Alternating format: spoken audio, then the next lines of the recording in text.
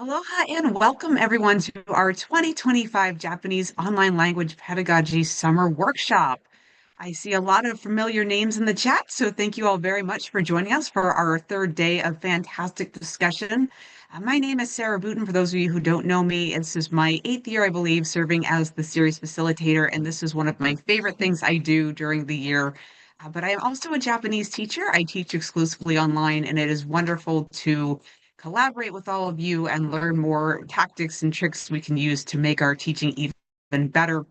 And the meat of this series is to get into the less commonly taught languages, especially Japanese, and talk a little bit more about how to really teach these languages online. I also want to send a very warm mahalo to all of our friends at NFLRC at University of Hawaii at Manoa for making this series happen. There's been great collaboration between all of our panelists and the audience, so we want to thank everyone for participating and being here. This series is sponsored by the United States Department of Education, but please note that the Department of Education is not endorsing or vetting anything shared during our webinars, and the opinions expressed during this webinar are the opinions of the panelists and not those of the Department of Education. I also have, that I'll go ahead and put in the chat, the link to our 2025 OLP series website. Hopefully you've had a chance to look at this.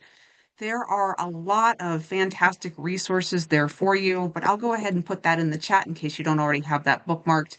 And at the end of the session, I do want to go back out there to show all of you some of the resources and find out a little bit more about how you can earn our badge for the series.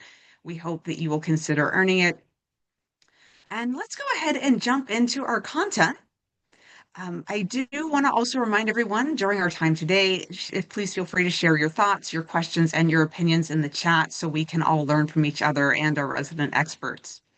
So our session today, this is our third and final session, is on learner support. And it's a lot of great topics that I think you all will enjoy. So I want to go ahead and have our panelists introduce themselves. For those of you who maybe didn't make the sessions prior, you can learn a little bit about our panelists and their backgrounds. And so, Saito Sensei, if I could please start with you, if you could please tell us a little bit about who you are, your background. And last time I asked everyone questions. The question I'm going to ask everyone today is, what's your favorite thing about teaching Japanese online? Oh, thank you. Hi, my name is Kazuko Saito. I teach Japanese middle school, high school, and college level. And for the college class, I teach online, and middle school and high school, I teach in person. And and besides like my teaching, I'm also like recently appointed the president of the Northeast Council of Teachers of Japanese. And also like I'm a founder and also planning committee of the Boston, New York study group. And that's also like happening online. And I like meeting people like virtually and like I strongly believe like someday, like, in-person teaching, like the online teaching is much better than the in-person teaching. Yeah. So, yeah. And so what was the question? Like, what part of like online teaching I enjoy? Like, What do you love the most about oh, teaching Japanese online? teaching Japanese online. Like, I kind of had to start with online teaching online in Japanese, like because of my family situation, because our family was moving all over the world, and I wanted to connect with the student and colleagues. So, like at that time, like I was using like Skype or like other old device like platform, but like from there, any place, like, I can connect with the world, like where they want to learn Japanese. And like also because of the online unique settings, like I have to study myself and what's the effective way. And I guess like just like trying to look for like the techniques and piece. That's also I really enjoy doing it. And so yeah, that's I think. I don't know if I answered well, but yeah. And I both teach in person and online, and I personally, like online is the preferable settings for me. Yeah, sorry. Yeah, thank you. I think you answered the question very well, Saito Thank Sensei. And it's funny that you. you mentioned Skype because that was quite literally how I Yeah. leveled up and went up to the upper levels of Japanese proficiency was talking with my friends and my mentors over Skype. Thank you so much for that. Let's go to Nozaki Sensei next. And if you could please introduce yourself, tell us a little bit about your background. And the question I'm asking everyone today, same question, what do you love most about teaching Japanese online? Hello, everyone. My name is Saori Nozaki. I'm currently teaching Japanese at Yale University. So, so I think I just answered the question, what is my favorite part of online teaching? I think that my favorite part is just I can see everyone in one screen. Like if it's a classroom, I have to see here and there and each person's face, and I have to move around. But online, I don't have to move around, but I can see everyone's face in one screen. So it's easy to like spot who has trouble, who seems to have trouble, or who seems to be enjoying the most.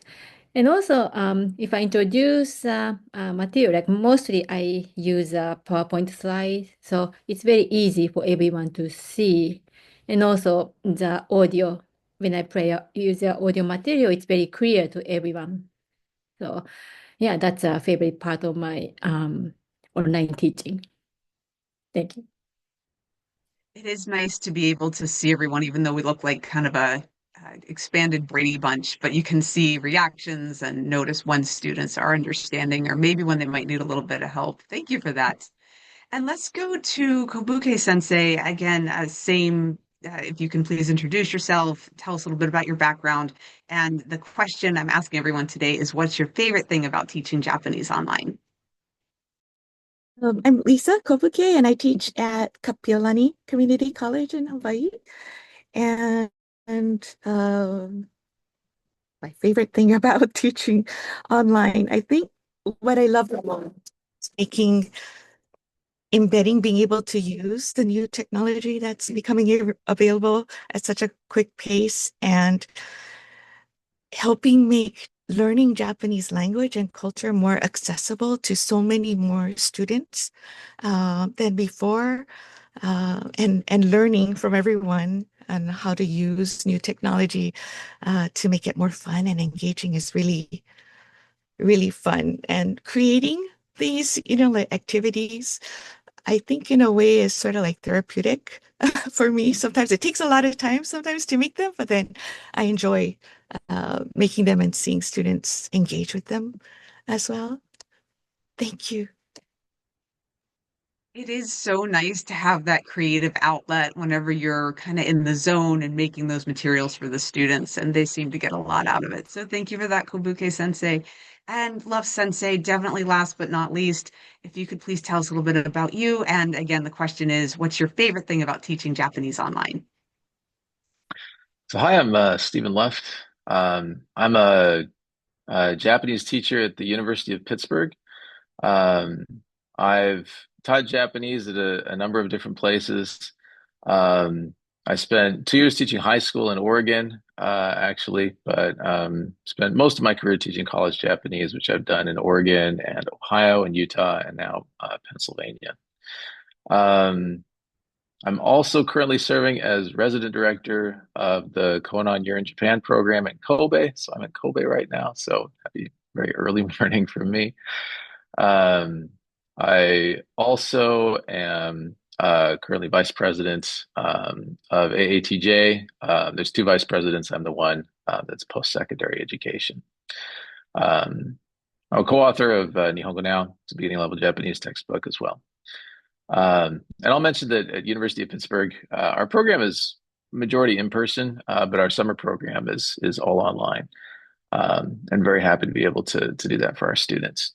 I think the thing that I find most enjoyable best about online language teaching is just like Kobuke Sensei mentioned the accessibility that it provides students. That there's students that wouldn't be able to learn the language otherwise, but providing it in an online format allows them that opportunity to be able to learn the language and, make the connections and learn the culture and all of these things that we just absolutely love.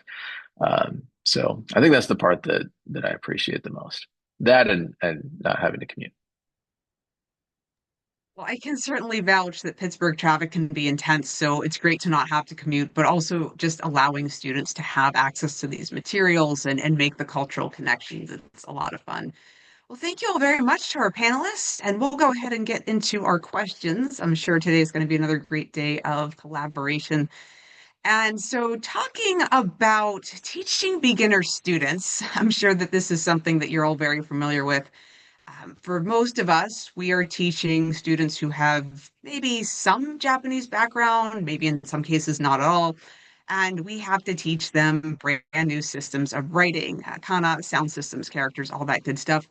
So my first question is, how do you start teaching beginner reading and writing in the online Japanese courses? And Kobuke Sensei, if would please start with you.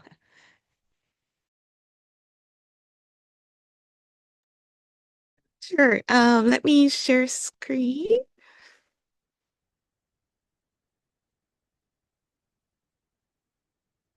Oh, hold on.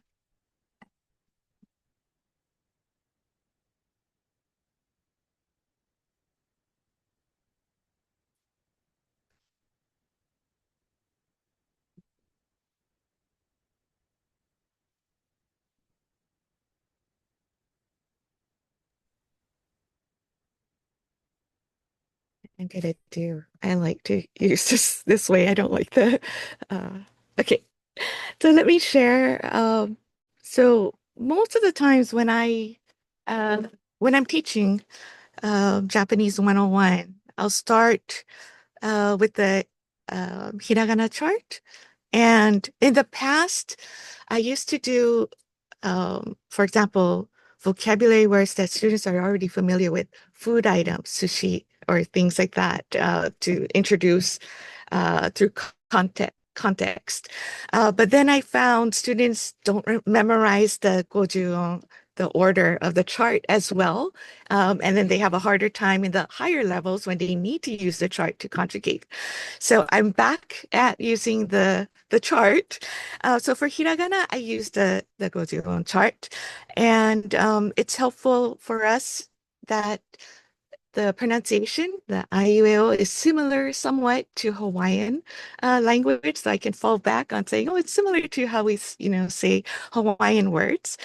And for katakana, though, I start with words that students know, that they're familiar with. So place names in Hawaii, Waikiki, Ala Moana, or food items or signs they will see in Waikiki or Ala Moana when they go, menus.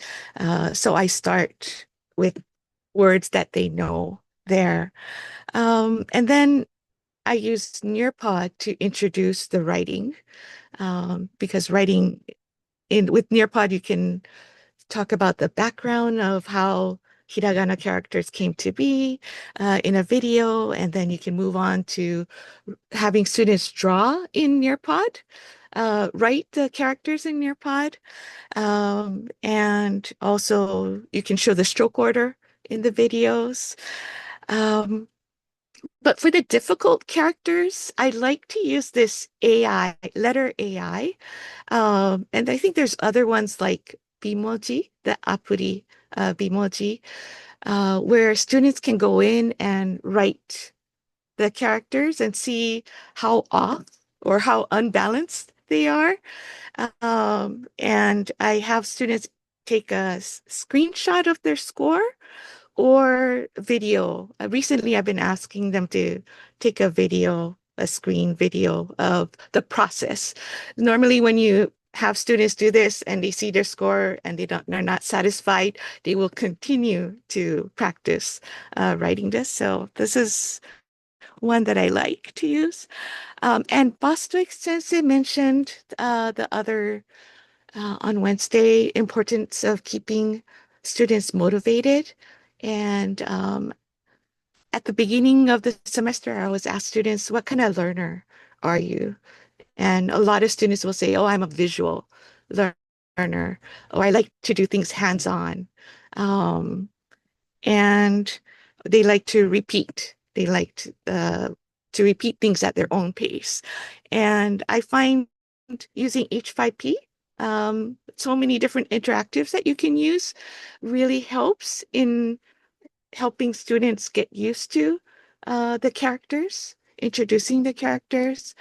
So I use a lot of the memory game, drag and drop, dialogue cards, flashcards, memory game, matching the characters with the romaji first, and then matching the sound with the characters makes it a little harder.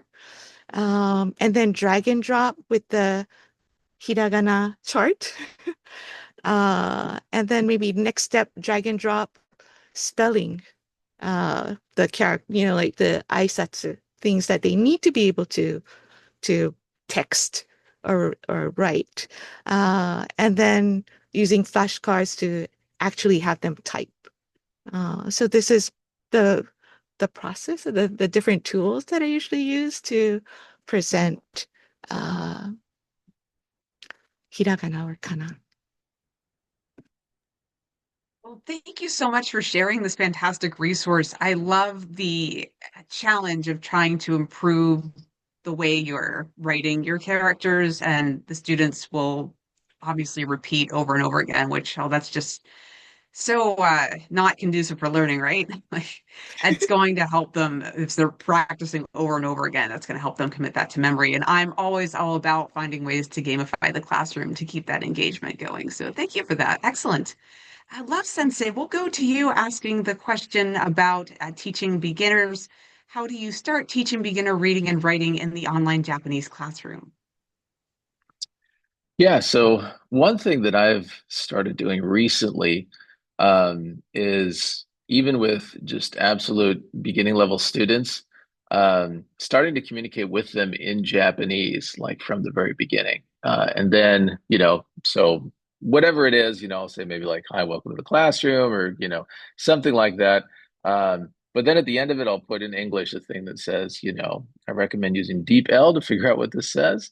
Some people like ChatGPT, a lot of AI resources that we can use now that our students can use to figure out what things say in the language. And so just like from the very beginning, getting them used to communicating in Japanese, I have something down there that's going to say, you can reply in English if you want to. I'd encourage you to do it in Japanese if you can, if you, absolutely try that out. But I'll take an English response if you want to give me an English response. But my communication to them is in Japanese. So I think from the very beginning, we can start doing that kind of thing. Another one is, just at the very beginning, something that we'll do is give students some authentic Japanese text, and they're not reading it, they're just identifying the scripts. Right. So they're saying like, this one is katakana, this one's hiragana, this one's kanji, this is Romanized English, So just identifying all those, it's a good chance that it'll work with authentic materials at an early stage. Also gets them, kind of used to how the scripts in Japanese are going to be indicating where word breaks are. So, and that's just, so different when you're a native English speaker and you're used to there being breaks from the words, and now you don't have any word breaks. How do you figure out where one word ends and the other begins? So I think that's useful for that as well. I'll also mention that when we get into reading and writing, I usually let students use AI tools to complete writing assignments. I think people are probably going to think different things about that. But my thought on that is that when students get out of the classroom, those are all tools that are going to be there for them to use. And I think it makes more sense for them to get some experience using those tools while they've got teachers that can kind of coach them through what they do well and what they don't do well. So they get a sense of, how they can actually use them as effective tools and something to supplement, their language knowledge as opposed to something to replace it. So that's some thoughts from me. Well, I think it's important to recognize that our students are going to have access to tools like AI. And when they are graduated, they've moved on from our programs. I think it's helpful to give them some context as to how to properly use these tools rather than just kind of going to town and potentially getting some output that maybe isn't going to work so much. So I can completely appreciate where you're coming from on that, Love Sensei. And I think a lot of people, as time goes on, are going to take more of your approach of we want to encourage students to use AI, but use it responsibly. Thank you for that. Fantastic. Saito Sensei, let's go to you, please. And the question is about our beginner students. How do you start teaching beginner reading and writing in the online Japanese environment? Okay, so it's the online. At the beginning, I introduced myself like I teach middle school, high school, and college. But the college is online. It's the fully synchronous, and I teach. It's the SOFRA model. It's the synchronous online flipped learning approach, and that's really working very well. And I teach like the 101 level, it's the college term, 101 level in the middle school and I mean like the college. So and it's online, so I'm trying to introduce like focusing on the online part, but either way, I start from the sound. I'm not jumping into the characters from the day one. And of course, I will introduce like many parts, but like I'm gonna start focus on the especially like since like the college class is only 15 weeks, and I like from my class, my course like we see only twice a week. So like I really need to like the put a lot of thought like course design, like what's the effective way, that what's the Mondays for. So like I'm not gonna going back to there, but like the hiragana teaching is also the same way. So I want to start with the sound, and I learned from this technique from the middle school. And like people think that middle school, that's age, and high school is different, but actually I can really learn from the secondary. So I highly recommend everyone because the secondary is full of the educational techniques and pedagogies and yeah, tips all over. And so especially middle school, like the student learn hiragana with the mnemonic, like mnemonic system, and it's the picture and the sound like goes with it. So like it sticks their brain, I think, very effectively. So and I think Kobuke sensei like mentioned about the learning style. It's different. Most of the Japanese like teacher like me, like who learned hiragana at the Japanese elementary school, like we were kind of like, has to copy the hiragana and has to write 10 times like every day. And like the teacher gives you like accuracy, like with the red pen, like that's how we learned. But here we are in the States, and like the kids or like student, even like who comes to like the higher education, like they have a background of learning other subject with their like their own way, and all of a sudden like the higher ed, we have to force them like giving them worksheet and also like tracing them and ask them. I think it's a little bit not effective. I that's something that I learned. And some people like say like it's the muscle memory, but yeah, but it's not always it works 100% for everyone. So I think like this is like something I learned, like I should give them a lot of materials, and so they can self-paced learn together with learning the Japanese. So like so my Japanese course has like each modules has the goals, and end of the modules, like they have to learn how to introduce themselves with the appropriate sentences, and together with like they should be able to recognize all hiragana 46 hiragana, and also like small yayuyo and those techniques as well. So and for doing that, I think I would like to introduce it's the like it's the Japan Foundation, and the one course it works very well with my online course is the Japan Foundation Minato Hiragana course. And actually, this is not only for the online, like all of my college, Hunter College's classes use this JF Minato Hiragana course, and it comes with the app, and it's called Hiragana memory hint, and you can see the same, like the image goes into like the hiragana, and the first one is like the boy is like saying that there is snake, and the snake is around your like legs. So that's picture like changing into the together with the sound. There's a app and worksheet.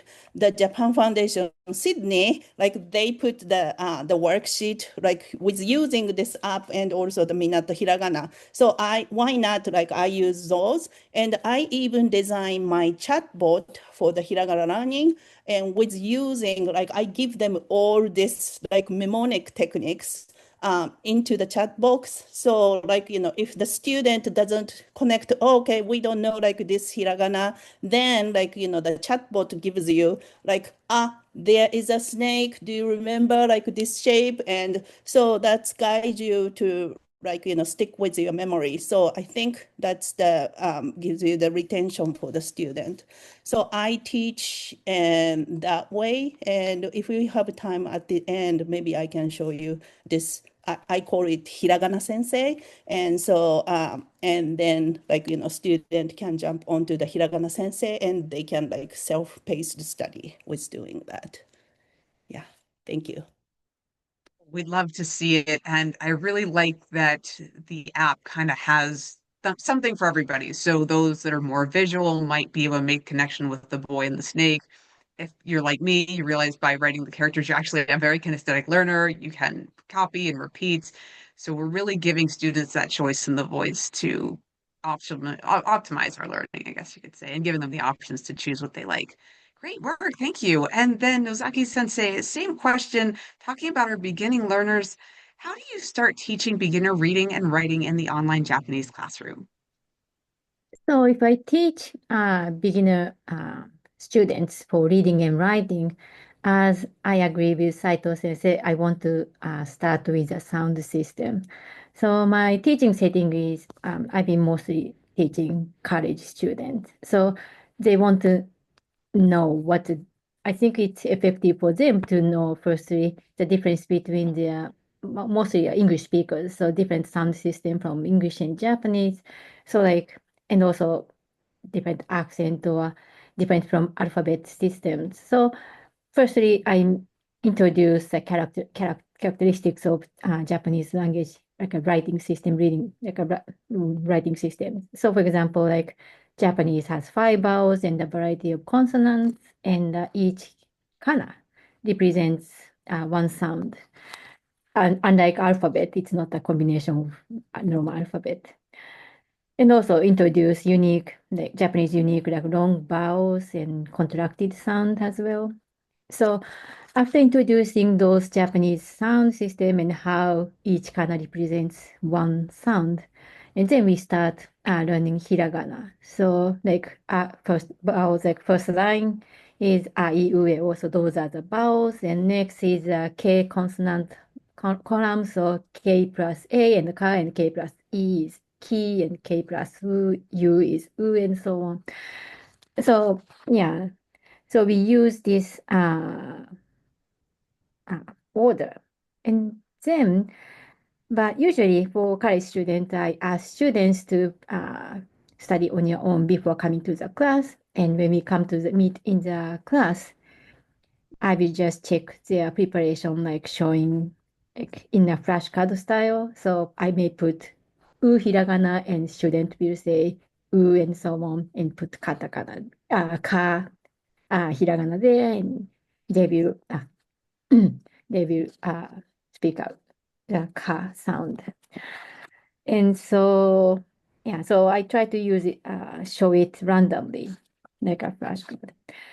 And yeah, it depends on the curriculum. I think I would introduce like 5 to 10 kana per day, and I usually teach like 4 or 5 days a week. So usually they finish master hiragana in 2 weeks about, and then moving to katakana and kanji. So so after they recognize each kana, so I make the kana to a word and longer word and sentence like so. So first, students can read katakana nu, for example, like nu, and then I add e before that, and student can read inu. So try to introduce words that students are familiar with, or the words that students enjoy, like. And inu become koinu, and then after students have learned particles or imasu, existence verb, so koinu ga imasu, so they can start reading sentences and more paragraph length text. So so those are the reading part. And when we start, right, so after they recognize each kanas, so they start practice writing, and then so in an online setting, mostly exclusively I use Zoom, so whiteboard is most easiest way to use to show how to write. And yeah, so it looks like similar to what Kobuke sensei showed, and if I use whiteboard, I think everyone familiar with how it looks like. But yeah, it is convenient to show like stroke orders or directions or some lengths, but if it is challenging to show how to how to end the each stroke, like especially when we have to release some endings, so it's hard to show in a whiteboard. So so I think online setting, I haven't used in the online setting, but in the classroom I use like a document camera. So document camera is it's like lamp style, and so I can just use normal pen and paper and just write as usual. So the camera will capture how I write. It's like from the same viewpoint from the writers. So I think it's helpful for the students or learners to see how to write, like in stroke order, direction, and length, and also my favorite like ending, like if the end of the stroke is a release or a stop or making a hook and so on. I think it is, and recently I think it's become cheaper, so more available. So I think it is a helpful tools to teach writing. And I do not forget to give assignment for the students after introducing the reading and writing. So they will review what they have learned in the classroom by doing a workbook and so on. So yeah, so as Sensei mentioned, like most of us Japanese grew up in a school setting. We learned kana and kanji by using hands.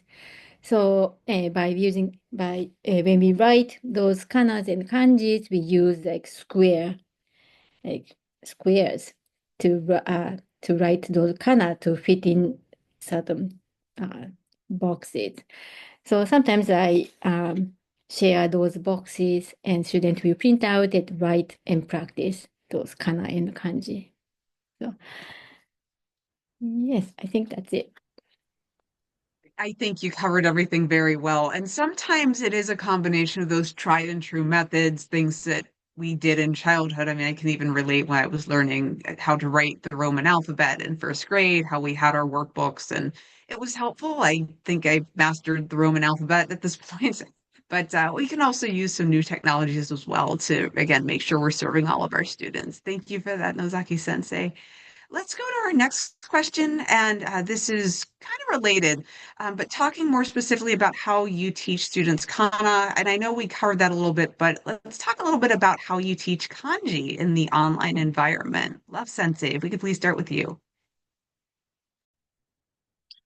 Sure. So I'll start by just talking about like the writing by hand issue. it's what, Nozaki Sensei was just talking about. And I mentioned this in the previous session, but I had a really hard time like teaching students, handwriting at first, until I got an iPad and an Apple Pen. I had like a Lenovo tablet and I had a stylus. And there's just aspects of that, like fading your strokes in particular, that just weren't coming across. But once I got the iPad and the Apple Pen, using the pencil feature, it's actually sensitive to how hard you're pressing with the Apple Pen. So you can like fade a stroke and students can actually see the stroke fading out.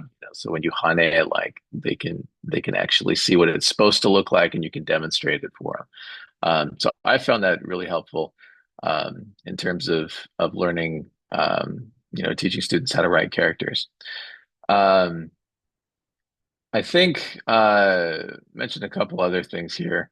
One is that when we're teaching kanji, I take time to teach students about how kanji characters are usually composed. That we've usually got one element that is a phonetic radical, and then one element that is like a very general meaning-based radical. I think in particular when they're starting to get to the upper level classes, and they know a few kanji, being able to take, some element that's familiar to them and say like, this is haku from, the kanji for white. And now we've got this other character and we've got the same thing appearing as a radical, and this is also read as haku in that own reading. I think it makes learning the new characters a lot easier, and remembering those Chinese readings. So that's something that I take a minute to talk to my students over. It usually blows their mind a little bit, that there's actually some element in here. Like you don't just have to memorize every single character. There's something that's giving you a clue here as to how you're supposed to read the kanji. One other thing that I'll mention is just feedback. Again, like being able to, get something that allows me to write in students' assignments. Usually like they're going to do an assignment, and if it's a handwritten assignment, then they'll take a picture with a phone camera or something, and then they'll send that to us for feedback, right?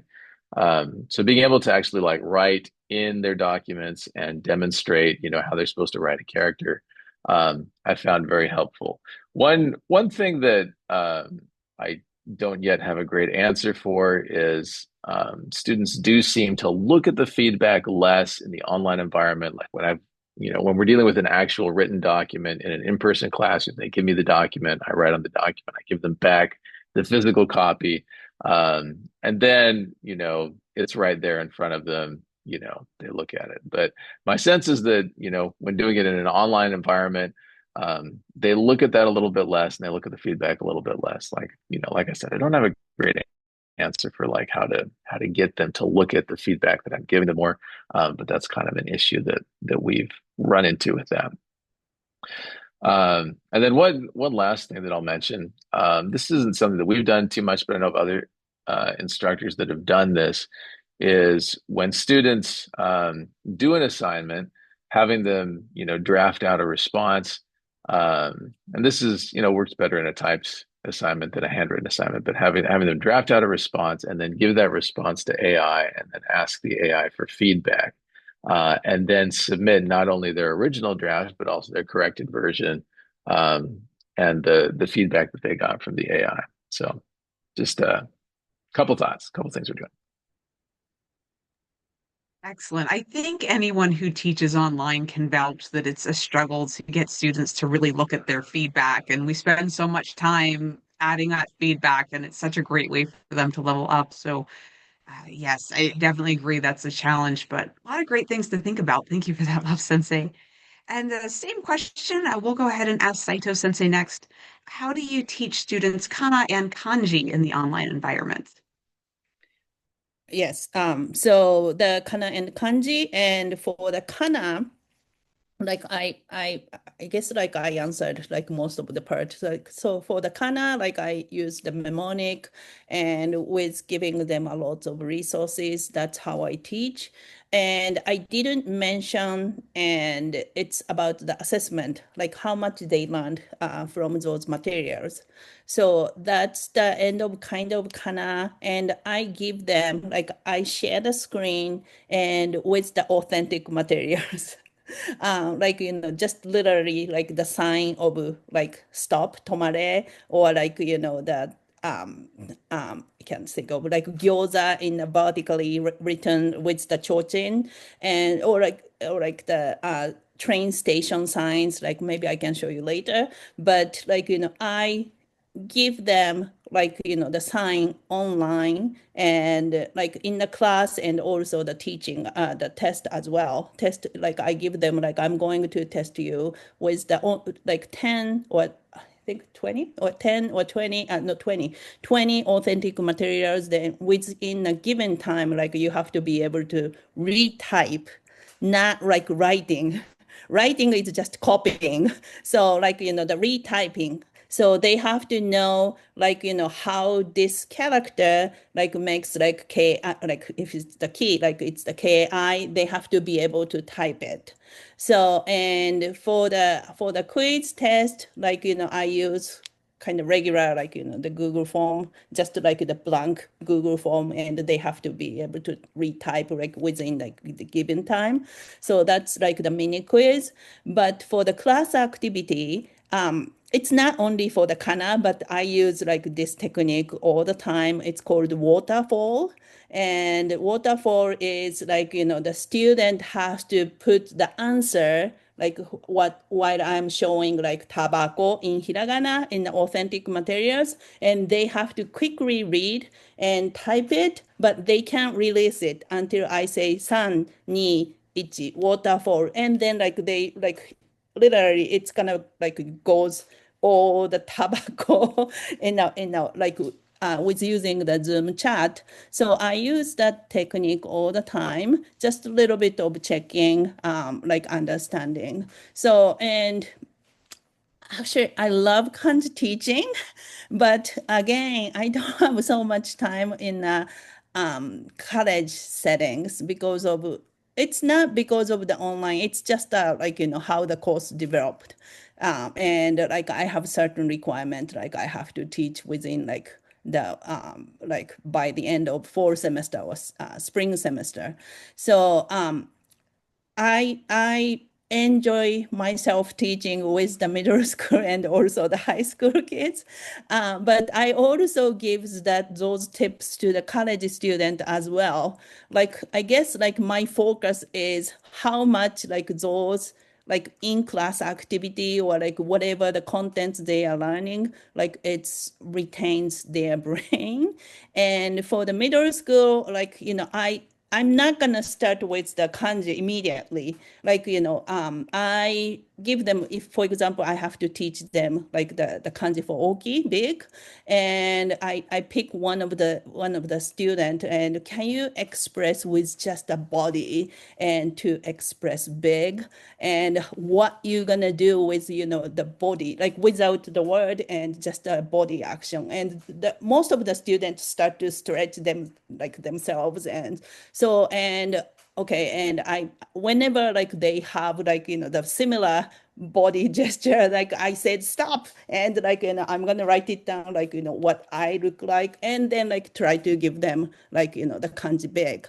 So that's the middle school. And like the kanji at the high school, like I teach up to AP Japanese, so like they have to learn like 450 kanji or something. It's like really a lot, but just like Luft Sensei said, we are starting from the kanji. It's very important to learn the radicals, and the radicals has the sound meanings, and like it's the combination. So every time we come across like the really like difficult kanji, and okay, let's just like decode this kanji and like putting like everything on the whiteboard. So I wish I can do that at the college, but the college just don't have time to like go over everything like single kanji. But like still like yeah, and with using like in-class technique and also the authentic materials. So I teach like kana and kanji that way. Thank you.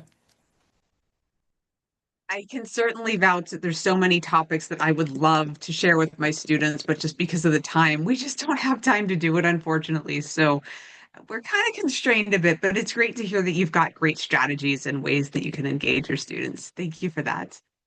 And then let's go to Nozaki Sensei. The question is about teaching kana and kanji. How do you do that in the online environments? Yeah, so I think it doesn't limit to the online, but similar to my class setting, but both students have to work on their own. So yeah, so first of all, I think I want to mention that feedback things like, so yeah, so after after the students submit well, mostly for the beginning level, handwritten homework, writing homeworks to the Canvas like learning material system. So I look through those the students' homework as soon as possible and give feedbacks. And yeah, as other teacher mentioned, like the problem is most students don't see the feedback much. But so in that case, I write down some common mistakes and introduce that, explain that at the beginning of the next class and say, many people made this hook and many people didn't write this stroke quite well and so on. So yeah, so I will bring part of the feedback to the next class. And yeah, I already mentioned how to teach kana in the kanji online environment mostly in the last answers. So just as a supplement, so yeah, so other than showing how to write in a whiteboard or a document camera, sometimes I introduce like the website that shows that has animation of writing kana and kanji. So it's also handy, it's very quick, and also students can see that after the class as well for their own study. And yeah, so if we practice handwriting, like kana and kanji in a class, like, so after I teach kata and kanji in the class, and the students can have time to practice on their own pen and pencil on the table. And sometimes when I have time, students to show it the screen, and we'll check if the student write correctly. And also, sometimes I ask students, how do you practice or learn kana? How do you memorize kana and kanji? And so often students gives us good information. So yeah, so far I have heard like it what was the name? That was it's a popular one. So yeah, no, not like, yeah, but one of the students' favorite app was like Anki to memorize kanji and kana. And there was another favorite, but I cannot, maybe I will remember later. So actually, students know the very helpful apps to study kanji and kana. And yeah, I forgot to mention the last answer. I also assign voice thread for the reading assignment as well. For the beginning student, yeah, if I don't have enough time to check every student's pronunciation of each kana, so I will assign voice thread homework. So I give some questions like 犬 or 子犬 or 子犬がいます. And student will read and record it on the voice thread and upload to the reading. So I will check as homework as well and give feedback, maybe hopefully in the next class. Yes, that's it. Fantastic. You did talk a lot about feedback, and it's just such an important element of what we do for the online teaching world. But I kind of just, if you don't mind, if I could please ask a follow-up question related to your survey for the students, just learning kind of what their favorite ways are and means of studying kanji. Do you find there's any fluctuation from semester to semester, or do you find that it's pretty consistent across the board that students kind of tend to prefer the same things? Or do some groups prefer something totally different while others prefer a totally different route? Like how to learn kanji? Like, Yes, I'm just curious, as you do the survey, do you find that every semester you get similar results, or do you find that in some semesters some students prefer some apps, or some students say that they prefer to do maybe just memorizing by writing? I'm just curious personally, just to know kind of how, if there's any fluctuation there. mm, yeah, so actually, recently I think I found many, of course, everyone has a smartphone, so everyone is looking into the screen everywhere. So I think nowadays the college student loves those like technologies. And so, yeah, so far I haven't heard new apps like other, I remember the Quizlet. That's the most popular ones. And next popular one is Anki. So some students like to memorize kanji and so on. And yeah, every time there's some student who has trouble to memorize kanji. So I'm a old generation, so I tell mostly tell students to use full sense like hand, ear, mouth, and write as many as your time permits. But some student just doesn't fit that strategy. Like I think Kobuke sensei mentioned, like each student has their own like favorite learning strategies. Some students are visual learners, some students are writing learners, like so on. So yeah, so I think it very depends on each student. But yeah, so recently I heard it's not recent. It's I think it's been around a while, but there's some yeah, we have a touch screen smartphone, so like if they can still practice on a screen writing and they can tell how to read and like also might give some feedbacks of how to write. Like Kobuke sensei mentioned like a website version, but I think the similar version on a smartphone. So they can practice those writing on their small smartphone screen and practice and get a feedback. So student knows much better than me actively.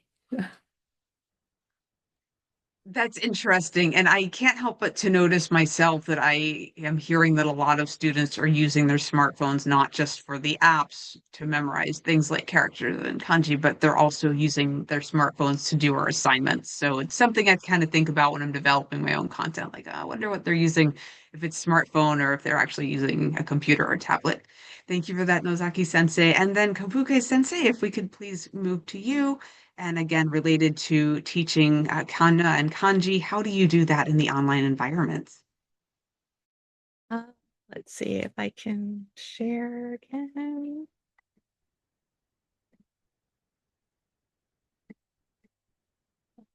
Okay. So I, as Luft sensei mentioned, and Nozaki sensei mentioned, and Saito sensei mentioned, the importance of when teaching kanji, the onyomi, kunyomi, being able to read that using the radicals, and the importance of writing not only kanji but hiragana, katakana, having students, requiring students to do written assignments. I've had a student before who came into 200 level class, never had written hiragana, katakana, kanji, but was able to read it very well, but wasn't able to write. And it was a synchronous class. So when I asked everyone to write in Nearpod, it was very off. The balance was, you could tell it was not, he wasn't used to writing. So it's really, I think, important to teach writing and reinforce that with throughout the semester. And also when students are learning like hiragana, katakana, especially katakana,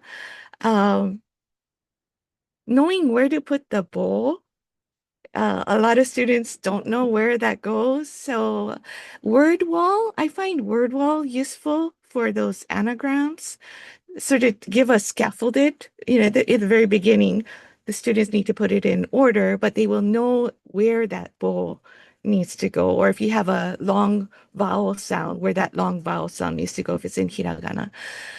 So word wall works for that. Also, word wall, the sound, when creating like listening activity or just vocabulary, the speech to text is awesome in WordWall for Japanese. Not so good in other chatbots I'm finding, but for WordWall it's very, very good, very close to native. If you play with how it's spaced. And also for kanji, I know I'm jumping, but kanji, I like to use extempore uh, to have students not only practice conversation, but read uh, within a certain amount of time. So you have 30 seconds to read this sentence, and then in the beginning, I allow them to re-record and have a little extra time at the end. But as the students get used to using extempore, then it'll be shorter and it'll be one chance and no, it'll lock. Then we need to go on to the next. Yeah. So yeah. This is a great tool. It's nice to hear that the speech to text is accurate, or at least relatively accurate, because I know that can be really challenging, especially for other languages. But it's nice we kind of get a little bit of an advantage as Japanese teacher. Thank you so much for sharing that with us, Kobuke Sensei. Great resource. And talking a little bit now about challenges students face whenever they learn to type kana. This can definitely be something challenging whenever they're switching from handwriting into typing. And this was actually a topic we discussed a little bit more in detail last year during our Russian webinar. Some teachers didn't feel it was as important to teach handwriting, while others did. So would absolutely love to hear your thoughts, just hearing about your thoughts on how to help students overcome some of the challenges that they face whenever they learn to type. And then if we could please have Nozaki Sensei, if you could share with us your thoughts. Yeah, so some challenge student may type using kana. So this is when the sound system is important to type. So yeah, as students learn, it's a combination of consonant and vowel, so that's applied to this typing. But there's some cases that doesn't work well for the student. Is like when the character and the sound doesn't match, like most notorious one is particles, like particle Y and O. So after they continue learning, at some point they start typing their assignment. And so that case, some student type watashi wa, like the last wa, or konnichiwa, or uh, keiki wo tabemashita, is like different, like normal or typed. And but if you use like some word or other documents, like sometimes it's auto-corrected. So some students are saved by those auto-correction, but some assignment still shows the wrong kana. And also another tricky point is like typing. So yeah, our textbook has a nice like rules of Japanese typing. So yeah, so if they just follow those rules, they won't make those mistakes. But still, sometimes they forget and just type as they hear or type as they think, and so konnichiwa like become a konnichiwa like different typing, wrong typing. And another tricky point that I hear from the student as a question, like typing small tsu. So it's also written in typing rules, but they have to type double T and also long vowel. So when I explain about those long vowel, it's like I often use Roman letters, so like Ohayo. So it's like the last two sounds are O, so two sound lengths. But once they have to write or type, some students write O like as it sounds. So in that case, I have to mention like Ohayo. Somehow it sounds O, but you have to write so it applies to the typing as well. So yeah, so those typing. Sometimes that sound, like typing according to the sound works, but sometimes not. And also, yeah, so those sound matching, yeah. So when the case when the sound matching doesn't work, but before that, before typing, I think they have to know the correct spelling, like yeah, actually, I looked through some student typing the other days, and like they just type or write as they hear, like suisenju or sumemasen or kanban wa and so on. So, but also those speaking practice and listening practice was also important before typing as well. And lastly, but not least, the important, the difficult part for the student is the English loan words. So like program. So many students also complain, yeah, like teacher, you think it's easier for us to write or type those long ones, but actually it's very difficult because the pronunciation of English and Japanese are different. So like some students complain that don't expect us to write, like answer those English loan words correctly in Japanese. So yeah, so those English loan words also have to be taught in Japanese, how they have to write in Japanese those English loan words. Yeah, that's all. I think you did a great job summarizing some of the major pain points of teaching typing to native English speakers, Nozaki Sensei. Thank you for that. Kobuke Sensei, let's go to you next. Again, the question is about teaching typing. What are some of the challenges your students face whenever they are learning to type using kana? Similar to what Nozaki Sensei just mentioned, the characters, for example, let me share again, sorry. Like knowing when to type in hiragana or katakana. Some students just continue on typing hiragana for all the katakana words, the words that should be in katakana.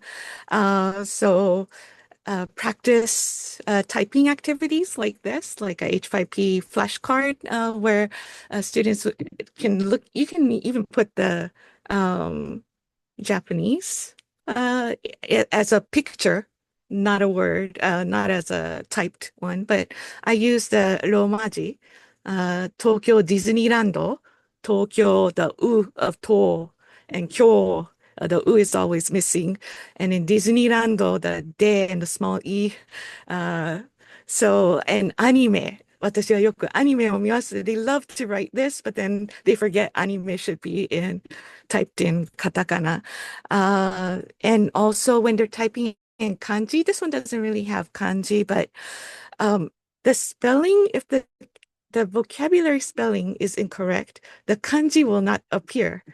So having students understand that correct spelling is important for you to use the correct kanji is also really key. So the double N, the small little letters, using the X to put in the small little letters.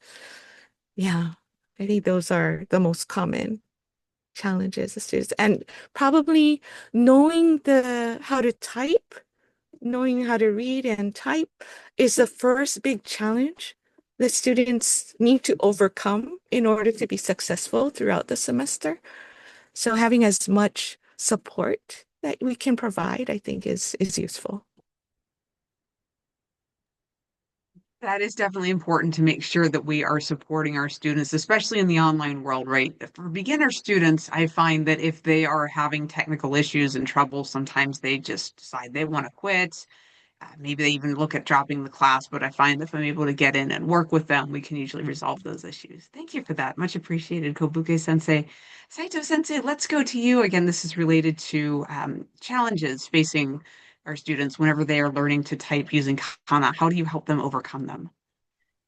Okay, oh my God, I want to say, like, the one thing that the Japanese Romaji system, like, they should, like, do something about it. Like, so many, like, different Romaji, and, like, each textbook has the different rules, like, defining, like, in our textbook, like, we use this way, that way. And so I teach, it's depend on the teacher too. Like some teachers like use like they are like the American teachers like they learned they are like the Japanese with like similar to the like phonics systems like the American elementary students start. And so it's the pronunciation rules are different. And if the student start to use rarirurero, and they teach from the Romaji, and like I have to correct them so many times. Like it's not rarirurero. It's like it's between L and D, and like your tongue should be somewhere around here. Like I have to explain so many things because of this. Like the Romaji system that we introduce, and that affect like that. And I used to call it like training wheels. So like you have to get rid of the like Romaji, like as soon as possible, say bye-bye to that, like the Romaji. But like the online, like Romaji is crucial because of the typing.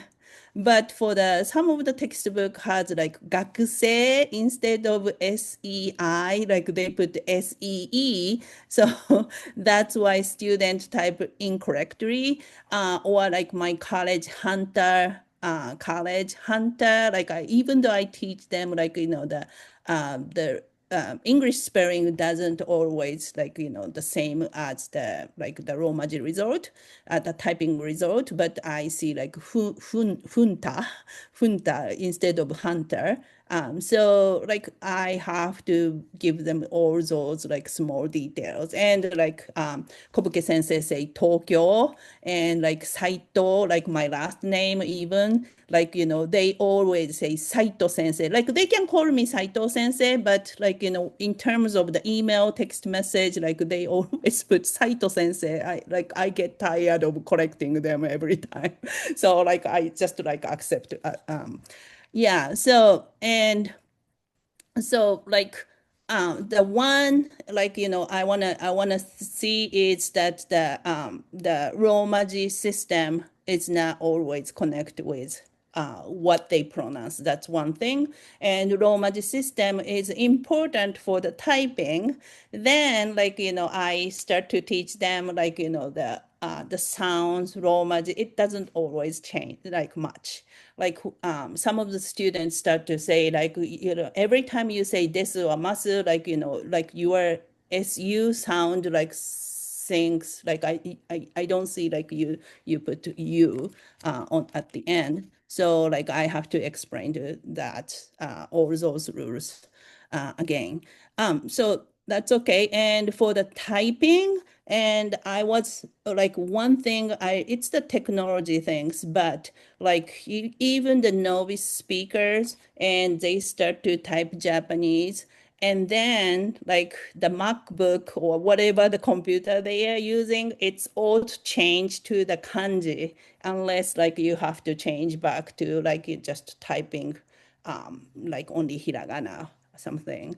So like as a result, after they type, whoa, we don't even know like this kanji. So that's gonna happen. And also the katakana autocorrect. I'm feeling like half of me like always struggling like teaching how to like it's the very important skill in real life. like once they get into the the company or like, going to the real world, they have to type in Japanese or English, like with using those technologies. So I make sure that everybody does the homework if I assign them like something typing in Japanese, and I have to make sure that like they know how to retype those Japanese sentences.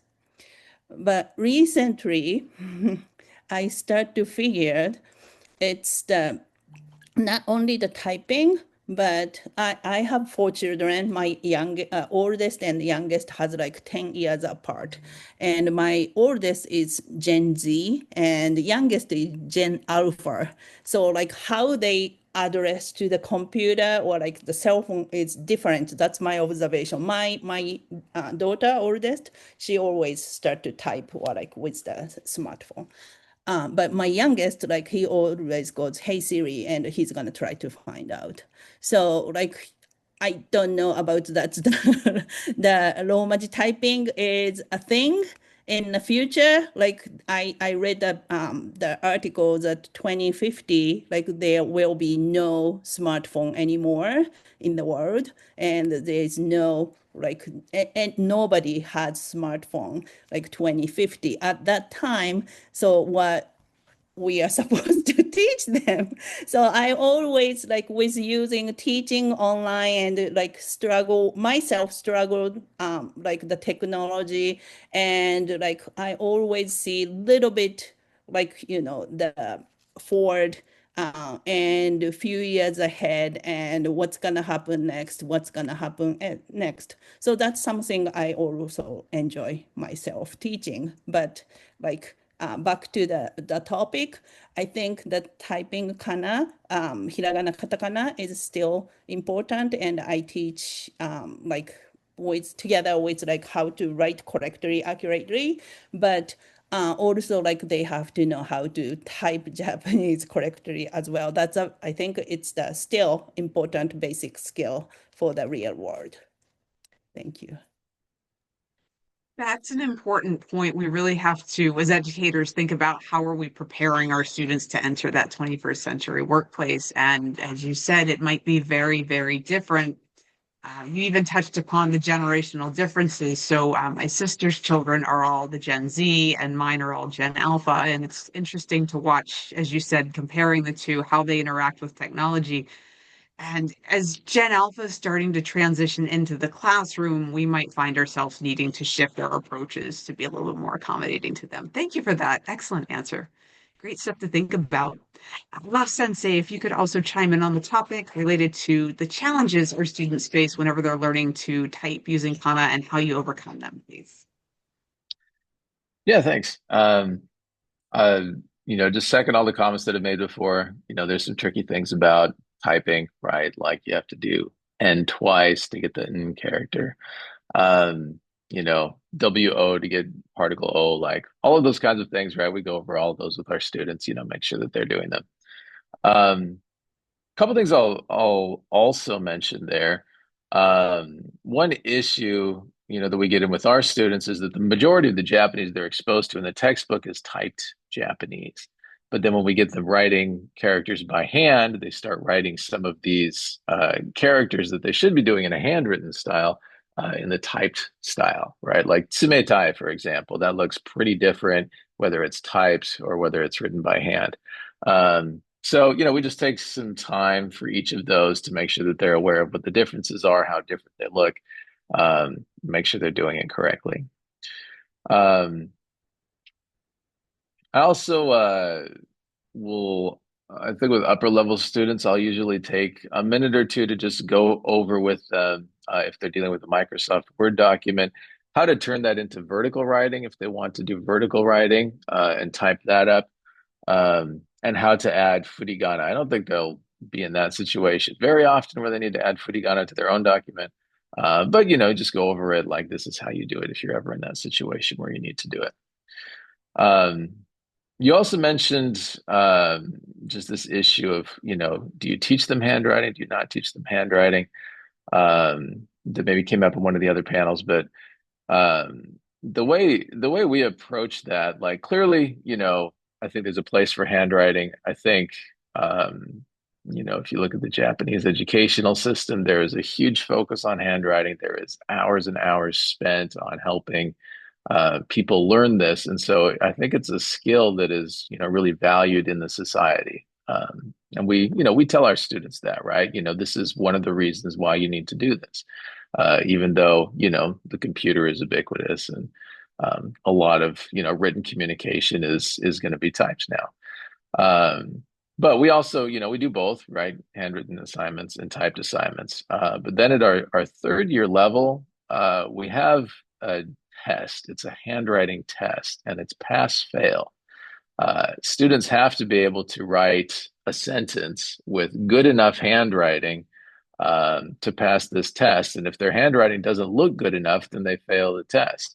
Now, they can take this test repeatedly throughout this semester until they pass. But, if they don't pass, that's how it works. It's pass fail, right?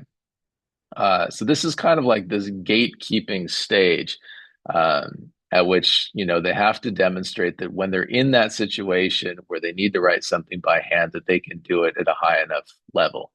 And then basically once we've done that, then from then on, it's basically we're dealing with typed assignments. We're confident that our students, when they're in that situation, can write well by hand. Then, from then on, we're kind of working with the typed language, and they do typed writing assignments, and that's kind of the focus there. So that's kind of how we address that. Yeah, so that's for me. That's interesting, the idea of a little mini exam that they have to pass it in order to move up to the next part. Now, how do you deal with remediation? Do you find that a lot of students need remediation, or do you find that generally most of them pass the first time, no problem? Very few of them pass the first time, no problem. So, there's usually a bit. I think students know that this is coming up, right? I mean, they hear things from upper level students, we let them know about this. So I think it provides a bit of motivation for the lower levels, when we're teaching handwriting and we're giving them feedback on their handwriting, to actually like try to have good handwriting, because they know that this test is going to come up, and this is like a big test. It's as big as a midterm or a final exam, and they've got to pass this. So I think there's a bit of motivation that comes in with that. But if they do the exam and they don't pass it, then they get feedback. This is like what you need to do to pass the exam. These are the mistakes that you made. And it's a single sentence that they have to write. It's a different sentence every time they retake the exam. So,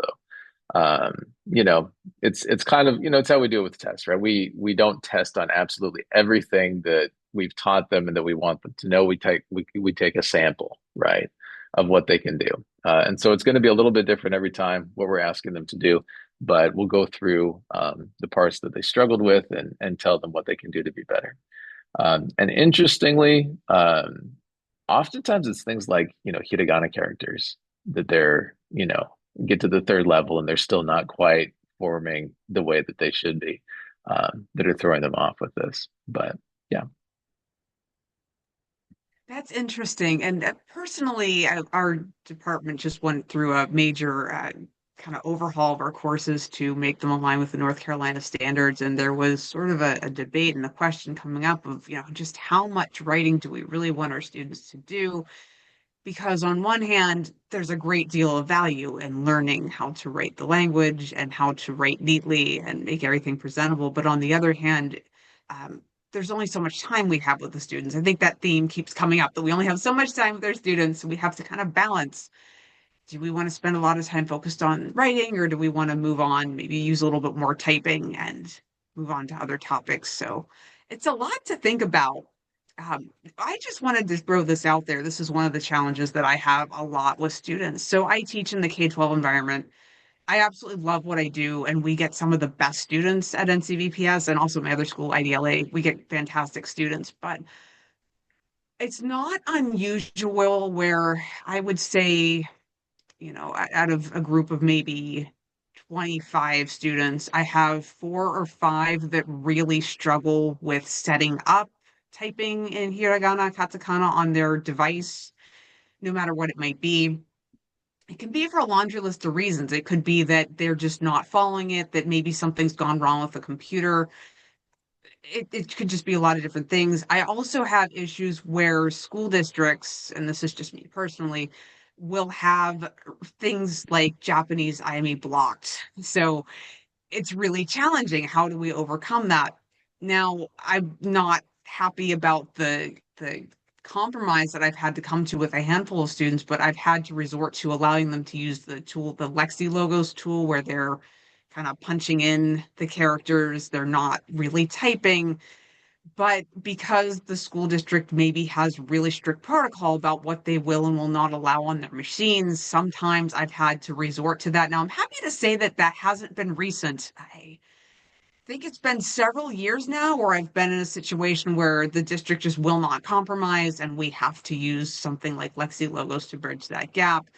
But it's common for me to run into issues like that where students weeks in are saying, hey, I'm still having trouble getting this to work. I can bring up the input, but it's not giving me the results.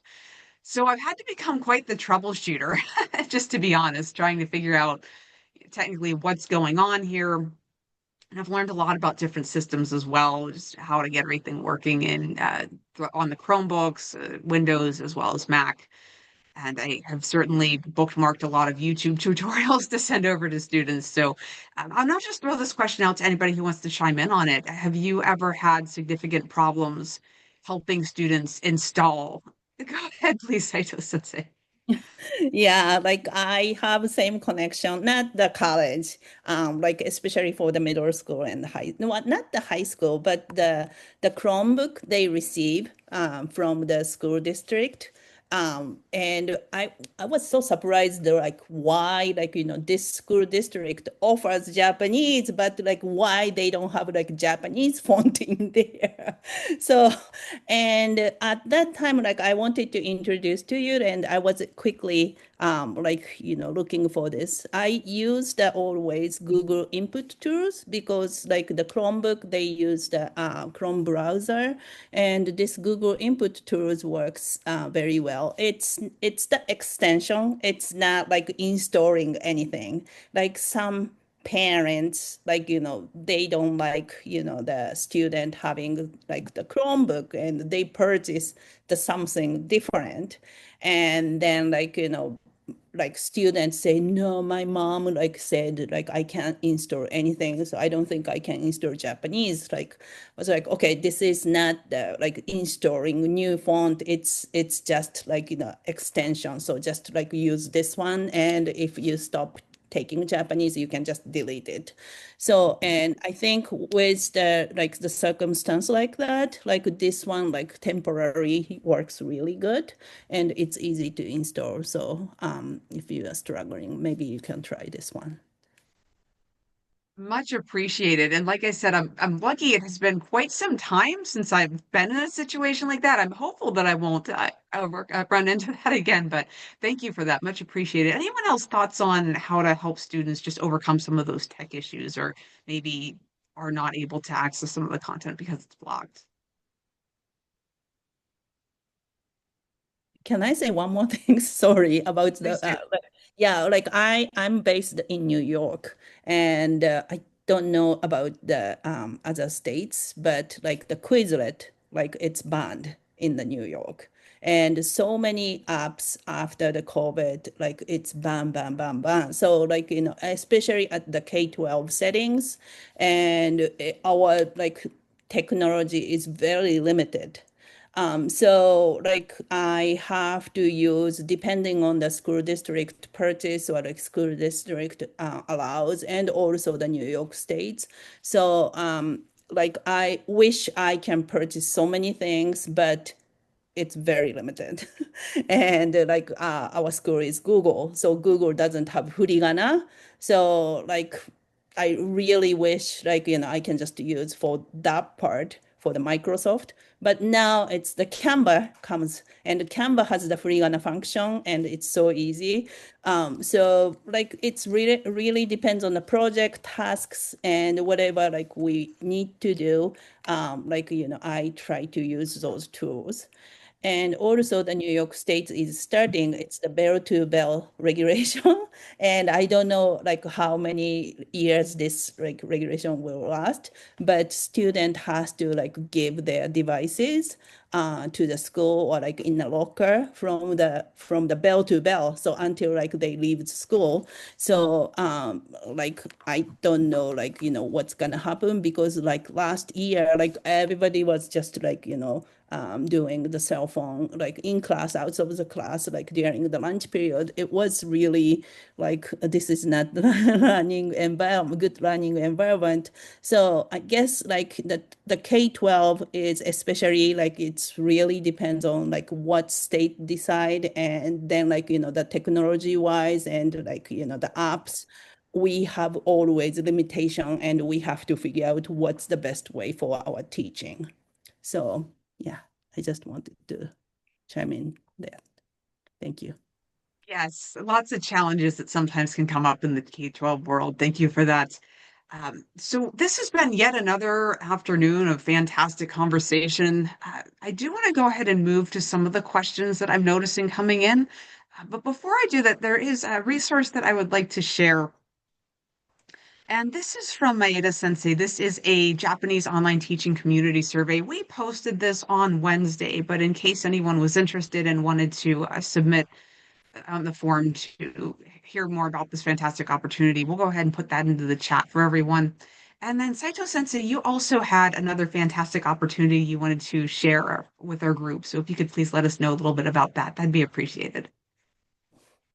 Yes, yeah, thank you. Like, maybe some of you already know about our group. Like, we conduct, it's called Boston, New York Study Group, and it's the online PD opportunity. And also Boston, New York Study Group offers human library for Japanese teacher twice a year.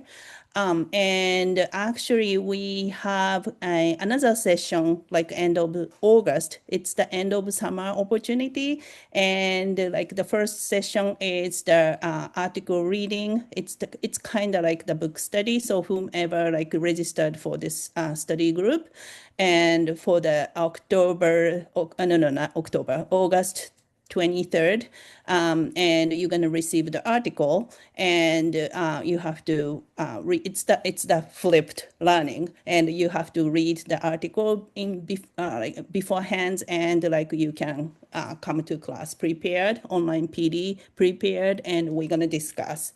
And like most of the article is very the current, the most current topic, and a lot of them, it's like the pedagogical words and also the AI. So if you are interested in, I think I asked, yes, it's the link is there.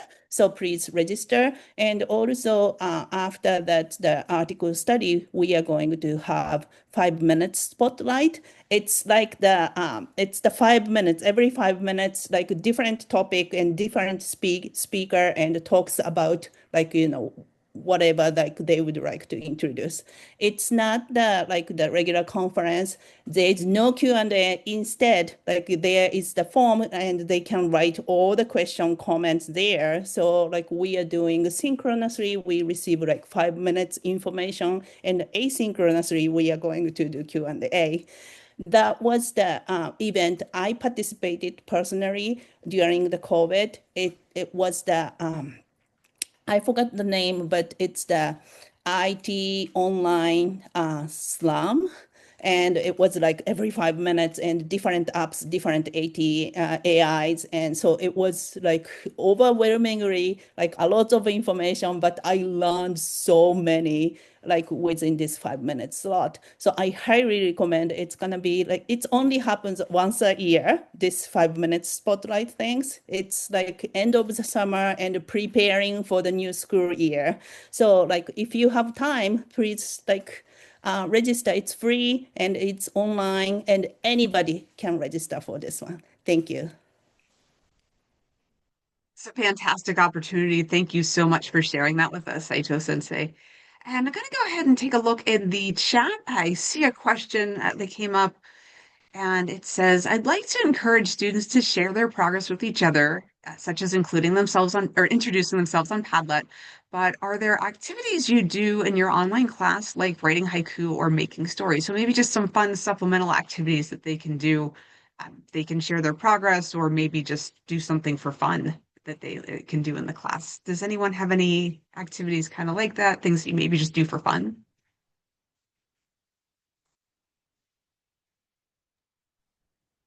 I can share. So on Padlet, I use it to, when we're doing the giving and receiving, talking about giving things and receiving things. And I got this idea actually from Marugoto. There's a example video where Watanabe-san, I forget his name, but he's talking about, I got this from my wife. Don't you think it's cool? Or, sort of like that. And I based activity off of that and have students share what they gave or what they received for a certain occasion in the past, what they gave in return, what they thought about it, what the reaction was of the person who received it. Um, I used it. But the haiku I've been wanting to do, I used to do it in person before, but I haven't transferred it to my online yet. But I'd love to do that, especially after reviewing all of the plain forms. That sounds like a lot of fun. Anyone else have any fun activities they like to do with their students?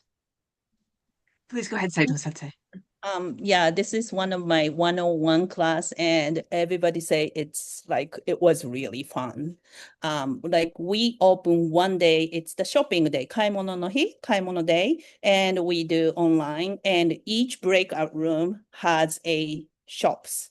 Like, they have to prepare, like they have to do like the research, like, what's the price range, and they have to prepare all the menu or like, the shopping list and with the picture and like the price, and they have to like we take turn like each store has like ABC student, and every 10 minutes they have to visit as a customer, and one of them remain in the shopping the breakout room, and they have to sell. So like they visit like each room and they start to do これは何ですか?これはいくらですか? and all those things, and trying to like purchase something like virtually.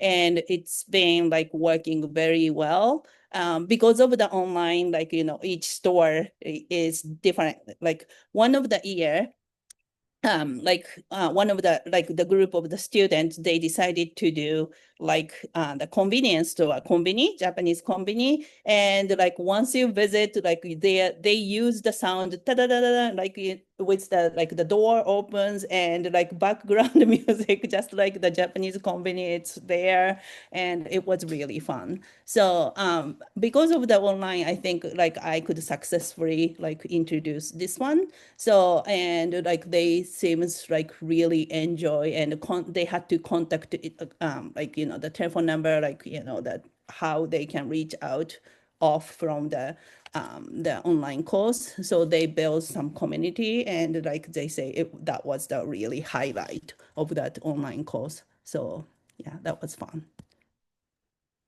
I love stories like this. Anyone else have anything to share that they do with their students? Nozaki Sensei, please go ahead. Yeah. So it was online, but I partly used the Padlet in my activities. So yeah, I think last fall, I did a Kobanashi project. Like Kobanashi is a short comical story. So so at the end of the semester, student performed Kobanashi in person, like on a stage. But before doing that, I assigned students as a practice session by using Padlet. So there are some options that some students who are busy creating their own comical story, they just memorize some short, like comical story and perform. And so before actually performing in front of other in the classroom, they practice recording their own performance and submit it in the Padlet. But still, it was enjoyable for their classmates to performing their Kobanashi performance. And another option is that student who is good at creating a funny story, so they can create their own kobanashi in Japanese and perform it. It's not only just speaking, but also they have to use whole body to make other people laugh, like using hands and like eye contact. And so it was also fun to do that still online as well. Love Sensei, please go ahead. Yeah, so first I'll just point out that I don't know, like in college, at least, my college teaching, like I don't have a lot of time to like actually do fun stuff. It's one of the things that I really miss from like teaching high school is that, I could do just like a whole unit on anime or manga or like whatever I wanted to do, right? But, at the college level, we're just kind of like push, push, push on trying to get students as much proficiency as we possibly can get into them. So just not like a lot of time for that kind of thing. But I did want to share something. This is something that Amy Ota Sensei from University of Washington shared with me and my colleagues at University of Pittsburgh. But she implemented a class at the University of Washington that was a Japanese songs class. And the basic concept is that students are learning Japanese through music, and it is open to students of any level. So it's basically like self-managed learning. And she's encouraging the students to, pick what they want to learn, like the song that they want to learn from, and then they make, their own like basically their own textbook. It's got vocabulary, it's got grammar patterns, but they're the ones getting in there, kind of deciding what they want to learn, and creating their own materials and working with that. And then, when the class sessions happen, students are sharing with each other. So that's where that, students sharing their progress with each other kind of comes out of that. But I thought it was just a great idea. First, as a class that can work for like any level, you can get students that are advanced and students that are beginning, and you just bring them all together. And you're able to do a class with them because they're self-managing their learning, and they're working with materials, and they're doing it at their own level. So that works. And then also just as something that, you can really use to teach students these kind of like self-managed learning skills. Like, what are you going to do when you're out of the classroom, when you're the one that's responsible for learning Japanese on your own, and like kind of giving them some tips and tricks for how to do that effectively. So just thought it was a great idea and thought I'd share that. That is a really neat idea. And I love, as you said, it's a way for students to really take ownership of their own learning, because we won't be there for them after they graduate. So they need to kind of figure out what they want to do and where to go from there. Really good stuff. Thank you all so much for the input. And now I did want to take a minute to point out, and Jim very graciously put this in the chat. We have our feedback survey for our panel. So please go ahead and complete that. We'd like to ask all of our participants today to take a few minutes out of your time and complete that. I also wanted to, once again, take everybody out to our website. I'll go ahead and put that into the chat for our OLP series this year. And if you haven't bookmarked that, it might not be a bad idea. But I wanted to go out and share a little bit about the website and the digital badge. So we are offering, once again, a digital badge this year. Now, if you are a K through 12 teacher, a teacher that might need to do renewals, your ELC or your e-learning community or your learning community in general might be the better resource to check and see if they would accept that. Unfortunately, we can't guarantee that the badge will be accepted for continuing education credits, but often if you are able to show them the website and explain a little bit about what the series is, I find that a lot of these organizations will accept this. So here we've got all of our resources. You'll see the archived presentations from all of our sessions here. The third one will be up soon. And we can see our panelists, as well as the extensive list of resources. It's all just one-stop shop, so it makes things really easy. And there's a lot of great stuff that I would recommend checking out.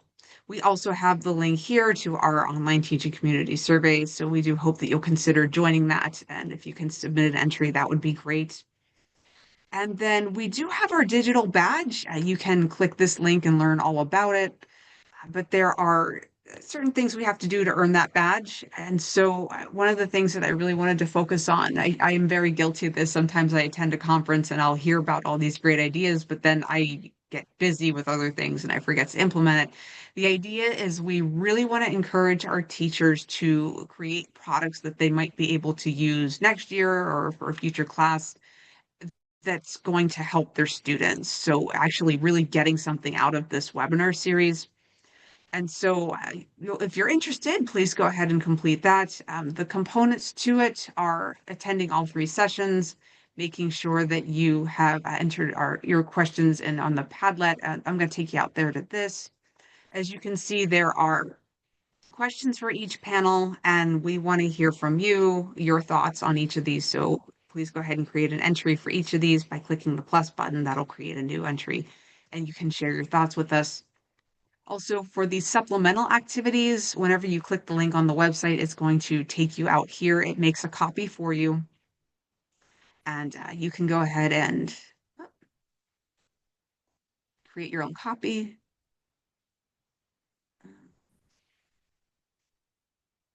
Apologies, taking a little bit longer than needed. But once that gets out, thanks, Google, you can get in and create your own copy. And all of the directions are listed here. We tried to make it pretty straightforward. Now, if you do have any questions, I'm just going to go ahead and put my email into the chat, it's actually right here.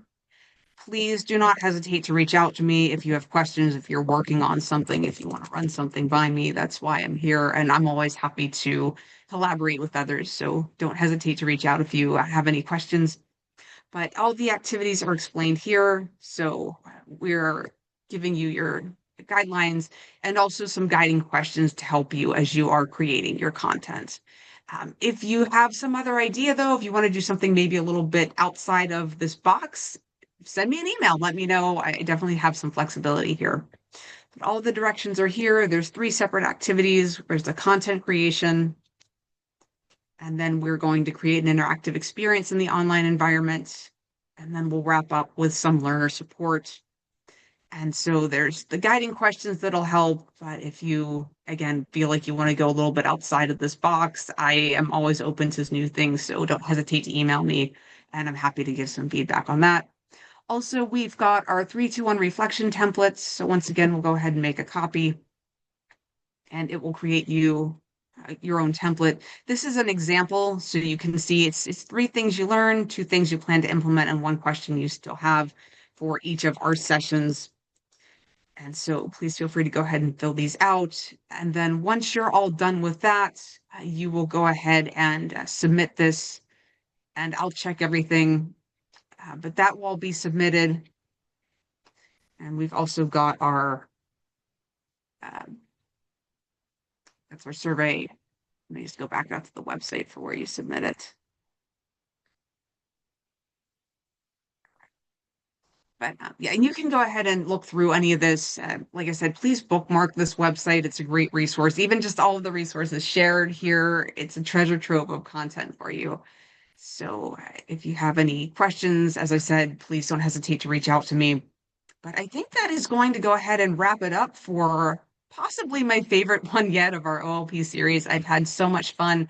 I have to send a very big thank you to all of our fantastic panelists just for making a great couple of days of conversation happen.